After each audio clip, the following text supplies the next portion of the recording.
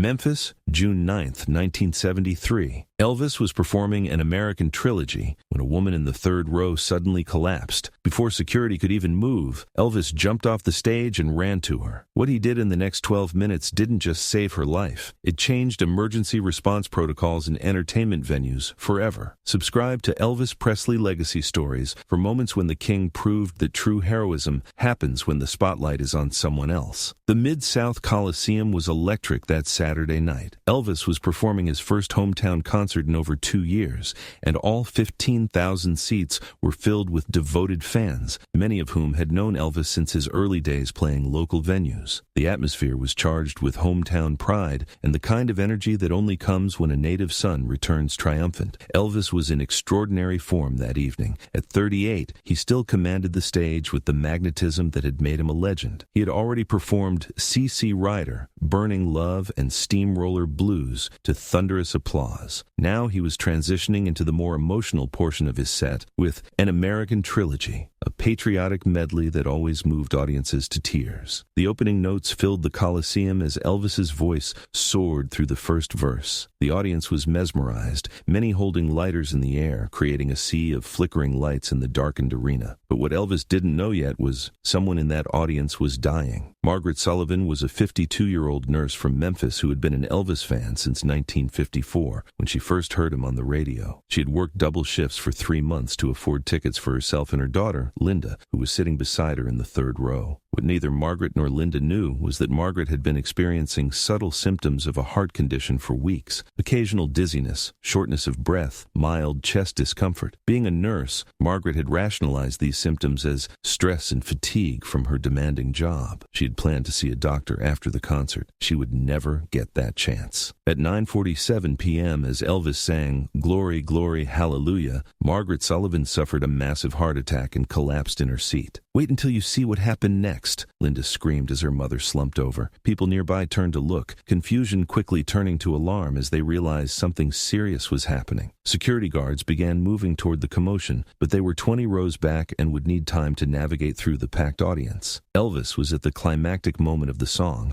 eyes closed, completely absorbed in the performance. But something made him open his eyes. Later, he would say he heard a woman's scream cut through the music in a way that triggered his instincts that something was terribly wrong. He saw the commotion in the third row. He saw people standing, pointing, panic spreading. Without thinking, without hesitating, without consulting his security or considering the logistics, Elvis did something that stunned everyone in that arena. He stopped singing mid-note, handed his microphone to James Burton, and jumped off the stage. You haven't seen the biggest surprise yet. The stage at the Mid-South Coliseum was 4 feet high. Elvis, wearing his full white jumpsuit with cape, launched himself off the stage and landed in the space between the stage and the front row. He pushed past stunned security guards and began forcing his way through the crowd toward where he had seen the commotion. "Move! Get out of the way!" Elvis shouted, his voice carrying authority that made people part instantly. "Someone needs help." The band had stopped playing completely. The 15,000 people in the arena sat in shocked silence, watching their hero navigate through the crowd like a man possessed. Nobody was screaming or calling his name now. Everyone understood that something serious was happening. Elvis reached the third row and found Margaret Sullivan. She was unconscious, her skin pale and slightly blue, her breathing shallow and irregular. Linda was holding her mother, crying hysterically. Elvis knelt beside them both. Don't miss this crucial detail. What most people didn't know about Elvis was that he had received extensive first aid and CPR training in 1971. Part of his fascination with law enforcement and emergency response, he had studied with Memphis Paramedics, learned proper technique, and maintained his certification. He had never imagined he would need to use it on stage. "Ma'am, I need you to step back," Elvis said firmly but kindly to Linda. "Is this your mother?" "Yes, she just collapsed. Please help her," Linda sobbed. Elvis checked Margaret's pulse. It was weak and irregular. Her breathing was labored. Every second counted, and Elvis knew it. "Call an ambulance now!" Elvis shouted to security. Then, to the audience, "Is there a doctor in the house? I need a doctor here immediately." 3 people in different parts of the arena began making their way forward, identifying themselves as medical professionals. What you're about to witness will blow your mind. Elvis didn't wait for them. He positioned Margaret flat on the ground, tilted her head head back to open her airway and began checking for breathing and circulation. Within seconds, he recognized the signs of cardiac arrest. Her heart had stopped beating effectively. Think about this for a moment. What would you do if you were Elvis in that situation? Would you wait for professionals to arrive, or would you trust your training and act immediately, knowing thousands of people were watching your every move? Elvis chose to act. "I need everyone to move back and give us room," Elvis commanded, his voice carrying the authority of someone who had taken control of an emergency situation. The crowd immediately complied, creating a clear space around Margaret. Elvis began chest compressions, counting aloud as he pushed down on Margaret's sternum with practiced precision. 1, 2, 3, 4, 5. He had learned the technique from Memphis Fire Department paramedics, and now that training was being put to its most critical test. Dr. Robert Chen, a cardiologist who had been sitting 10 rows back, reached the scene and immediately knelt beside Elvis. "I'm a doctor. What have we got?" "Cardiac arrest," Elvis said without stopping compressions.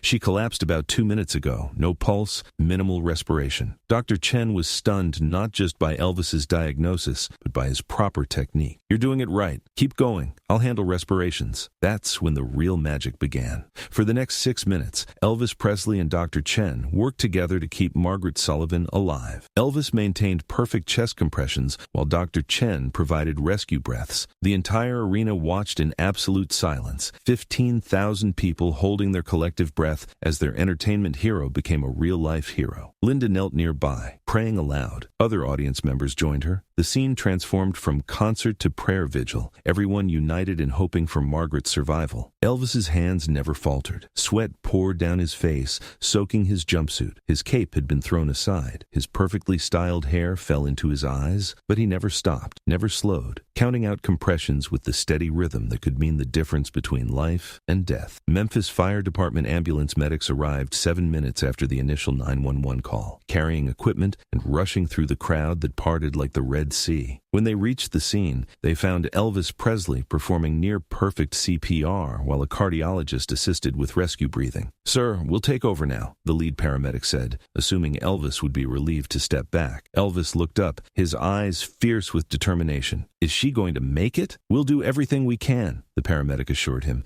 "but you need to let us work." Elvis reluctantly moved aside, staying close to Linda, who collapsed into his arms, sobbing. "Is my mother going to die?" "Not if I can help it," Elvis said, though he knew the truth. Margaret's survival was far from certain. "You pray, and I'll pray with you." What came next changed everything. The paramedics worked with urgent efficiency, using a defibrillator to shock Margaret's heart back into rhythm. The first shock failed. The second shock failed. Linda screamed. Elvis held her tighter. The third shock worked. Margaret's heart resumed beating. She gasped, her chest heaving as oxygen flooded back into her system.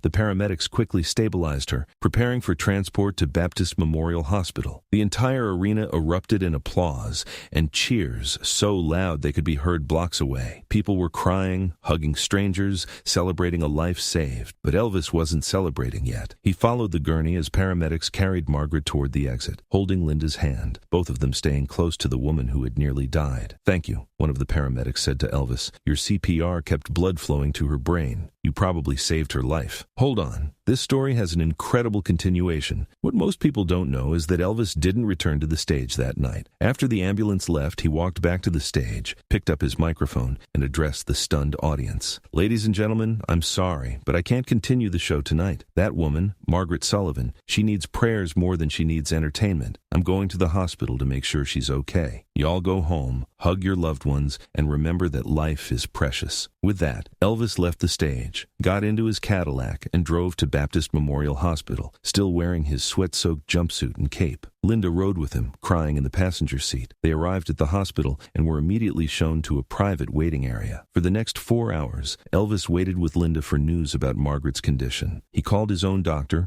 ordered food for Linda, made sure she had everything she needed, and prayed with her repeatedly. You need to know this incredible detail. At 2 a.m., Dr. Chen, the cardiologist who had helped Elvis perform CPR, came out of surgery with news. "She's going to make it. We had to perform emergency bypass surgery, but she's stable. The next 24 hours are critical, but I'm optimistic. Elvis broke down crying, pulling Linda into an embrace. Your mama's tough, just like you. Dr. Chen added something that would later become part of medical literature. Mr. Presley, if you hadn't started CPR when you did, Mrs. Sullivan would have suffered irreversible brain damage within minutes. Your quick action and proper technique are the only reason she survived with her mental faculties intact. Margaret Sullivan woke up 2 days later in intensive care. The first face she saw was her daughter Linda. The second face she saw was Elvis Presley, sitting in a chair beside her bed reading a newspaper. Mr. Presley, Margaret's voice was weak and confused. What are you doing here? Elvis smiled that famous smile. Making sure you're okay, Margaret. You gave us quite a scare. Margaret learned what had happened, how Elvis had jumped off stage, performed CPR, stayed at the hospital for hours, and had been visiting daily ever since. She began crying, overwhelmed by emotion and gratitude. You saved my life, she whispered. You would have done the same. For me, Elvis replied. You're a nurse. You spend your life saving people. I just returned the favor. What Elvis did next became legendary throughout Memphis and beyond. But the most touching moment was still to come. Elvis didn't just visit once. He came to the hospital every day for the 2 weeks Margaret was there.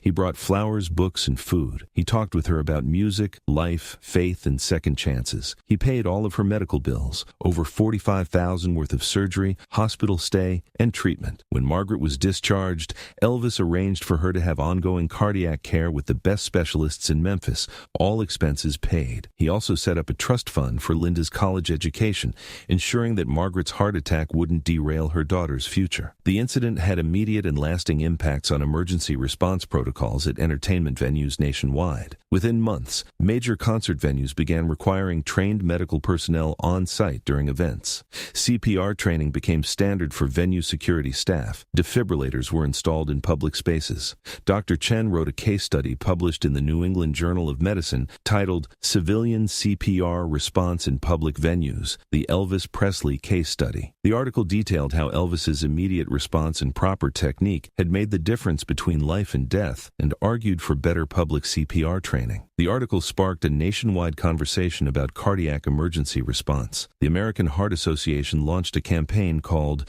Be Someone's Elvis, encouraging people to get CPR certified. Enrollment in CPR classes increased by 300% in the year following the incident. If you were in a concert and someone near you collapsed, would you know what to do? Would you have the training and confidence to act immediately? Or would you freeze and wait for professionals? Elvis's actions that night challenged Americans to consider their own preparedness for emergencies. After her recovery, Margaret Sullivan became a passionate advocate for cardiac health awareness and CPR training. She traveled throughout Tennessee giving speeches about her experience, encouraging people to recognize heart attack symptoms early and get CPR certified. Elvis saved my life twice, Margaret would say in every speech. Once with his hands and his training, and once with his generosity that allowed me to get proper treatment and recovery. But he did something even more important. He showed everyone watching that you don't need to be a doctor or paramedic to save a life. You just need training and the courage to act. Margaret worked with the American Heart Association to establish the Margaret Sullivan CPR Education Fund, which provided free CPR training to low-income communities throughout the South. To date, the fund has trained over 100,000 people in life-saving techniques. Elvis contributed significantly to the fund over the years, though he insisted his donations remain anonymous. It wasn't until after his death that Margaret revealed the extent of his financial support for cardiac health education.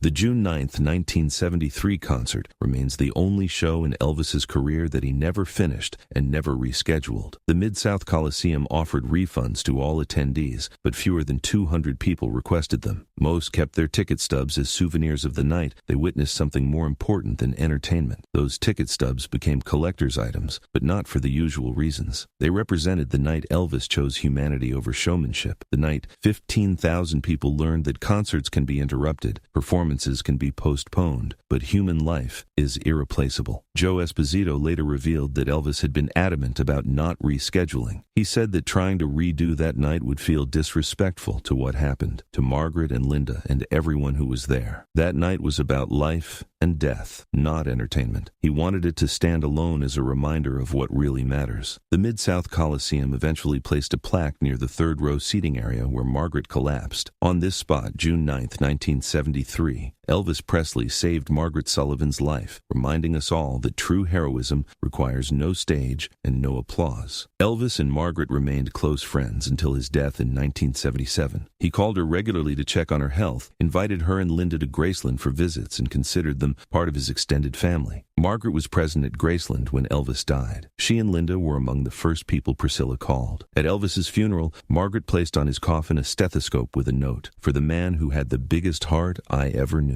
In interviews over the years, Margaret consistently emphasized that Elvis's heroism that night wasn't just about the CPR. Anyone with training could have done the compressions, she said. What made it heroic was that he didn't hesitate. He didn't think about his image or his show or what people would think. He just saw someone who needed help and helped. That's the definition of character. Linda Sullivan, who went on to become a cardiac surgeon inspired by Elvis's actions that night, said, "Elvis showed me that the most important thing you can do with your talents and your platform is use them to help others. He could have sent security to handle it. He could have kept singing, but he jumped off that stage without thinking twice. That's the kind of doctor I try to be, someone who acts immediately when someone needs help." In 1975, the American Heart Association awarded Elvis their Citizen Lifesaver Award, the highest honor they give to non-medical professionals. Elvis accepted the award, but immediately donated it to Margaret, saying she deserved it more for her. Lifetime of nursing service. The Memphis Fire Department made Elvis an honorary paramedic, recognizing his proper application of emergency response technique. They also invited him to participate in training sessions where he would demonstrate CPR technique and encourage others to get certified. "Having Elvis Presley demonstrate CPR was the best recruitment tool we ever had," said Fire Chief James Crawford. "Suddenly everyone wanted to take our classes.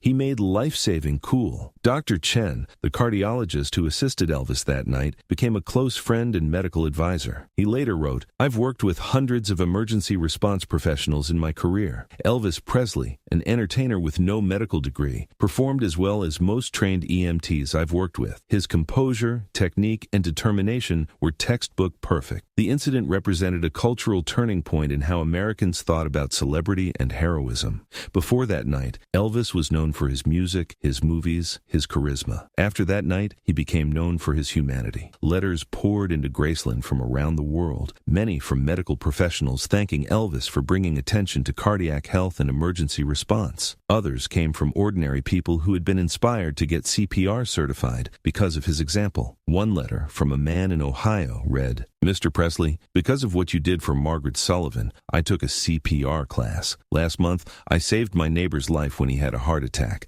I would never have known what to do if you hadn't shown us that regular people can be heroes too. Thank you for teaching us that." Elvis kept that letter framed on his desk at Graceland until the day he died. The story of Elvis and Margaret Sullivan teaches us several profound lessons that remain relevant over 50 years later. First, it reminds us that preparation meets opportunity. Elvis's decision to get CPR training years earlier positioned him to save a life when the moment arrived. Second, it shows us that true heroism often requires sacrifice. Elvis sacrificed his show, his image of perfection, and his personal comfort to help someone in need. He didn't calculate the cost before acting. He just acted. Third, it demonstrates that platforms and influence are most valuable when used for others. Elvis could have treated his fame as something to be protected and preserved. Instead, he used it to bring attention to cardiac health education and inspire millions to get trained in life-saving techniques. Here's a question worth considering. In our own lives, when have we had opportunities to act heroically that we might have missed because we were worried about looking foolish or disrupting the moment? What would our world look like if more of us had Elvis's instinct to jump off the stage when someone needs help? Almost 52 years later, people still talk about the night Elvis Presley jumped off stage to save Margaret Sullivan's life. It wasn't his biggest concert or his most famous performance, but it was perhaps his most important moment, the night he showed the world that being the king of rock and roll was secondary to being a decent human being. In a world that often confuses fame with importance